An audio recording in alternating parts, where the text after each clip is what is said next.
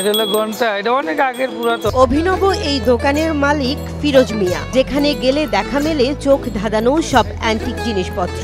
মেরিল প্রথম আলো পুরস্কার, জাতীয় চলচ্চিত্র পুরস্কারের মতো নানান চমকপ্রদ শপিং। এটা হলো অলিম্পিক বলটা তো নাই গামি, হ্যাঁ মাথা বলটা নাই। এটা হলো মেরিল প্রথম আলোর অ্যাওয়ার্ড, কিন্তু এটার মূল্য তো আমি দিতে পারবো না। শুধু তাই নয়, পুরনো রেডিও থেকে শুরু করে কাঁসার পাত্র সবকিছুই দারুণ শৈল্পিক এবং নজরকাড়া। আর রেডিও আছে, আমি চালায় দেখাইতেছি।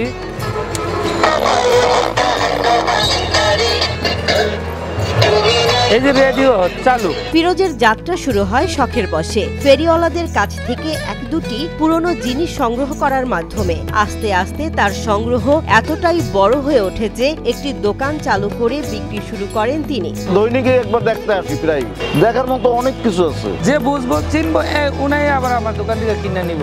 অলিম্পিকের অরিজিনাল 83 বছর আগে। দাম হলো 2500 টাকা। এটা কাঁসা আর ওটা হলো পিতল। 50 বছর আগে তো বিলুপ্তি হয়েছে এটা।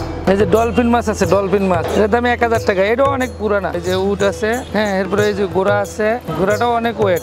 আরেকটা ঘোড়া আছে, এটা অনেক আগের পুরানো, অনেক আগের পুরানো। ফিরোজের সংগ্রহশালায় রয়েছে এমন সব জিনিস যা কেবল চোখের জন্য নয়, শখের সংগ্রাহকদের মনও জয় করে নেয়। অনেক ক্রেতাই এখন নিয়মিত তার দোকানে আসেন পুরনো দিনের শৈল্পিক শোপিস, রেডিও কিংবা কাঁসার জিনিসপত্র কিনতে। এসব অ্যান্টিক জিনিসপত্র শুধু বাড়ির শোভাই বাড়ায় না, বরং একটি ঐতিহ্যের গল্পও তুলে ধরে। এটা অনেক পুরানা, অরিজিনাল কাঁসা।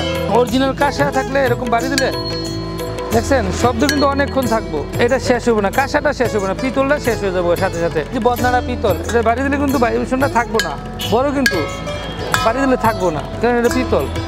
বুঝতে হবে, কারণ অনেকে পিতল কাঁসা বোঝে না, মনে করে দুইটা একই। ফুটপাত থেকে শুরু হলেও ফিরোজের দোকান আজ বিশেষ এক গন্তব্য হয়ে উঠেছে পুরনো দিনের জিনিস প্রেমীদের জন্য।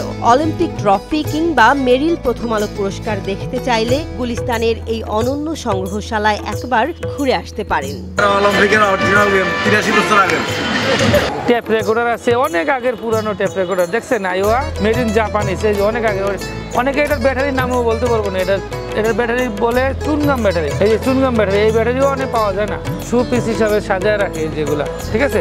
যাদের নস্টালজিয়া এবং শৈল্পিক ঐতিহ্যের প্রতি ভালোবাসা আছে, তাদের জন্য রাজধানীর গুলিস্তানের এই দোকান যেন এক সোনার খনি। আপনার ঘরকে একটু ভিলটেজ সৌন্দর্যে ভরিয়ে তুলতে এখনই ঘুরে আসুন রাজধানীর গুলিস্তানে। যাদের মনে শখ বেশি তারা এগুলো বেসিক্যালি কিনছে। এটা গ্লাস টাইপের লাগছে, একটু ময়লা টাইপের লাগছে। আমি বাসায় গিয়ে এটা পরিষ্কার করে নেবো, মোটামুটি ভালো লাগছে। এই দোকানে আমি একটা ফিলিপস রেডিও নিতে আসলাম, যে সেদিন দেখতে গেছি ওইটা, তাই আজকে পাইলাম না। আমি এই মগ নিছি আর প্লেট নিছি।